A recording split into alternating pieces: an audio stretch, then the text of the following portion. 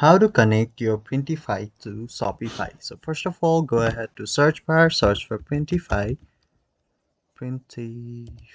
right? So simply search for Printify, and then here you can see Printify. Simply press there. So once you press on Printify, you'll be requiring to install your Printify in your Shopify. So it will load you to the Shopify admin. Uh, so wait for it. So once you're in the admin, simply press on installation again. So simply install that.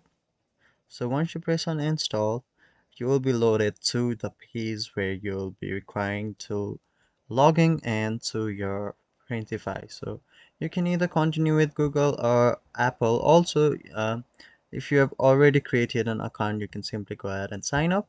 And then that's how you do it. And then once you sign in to the Printify, your products, if they are listed in your Printify, they will simply get connected and integrated to Shopify. So that's how you do it. Hopefully this helps. Thank you.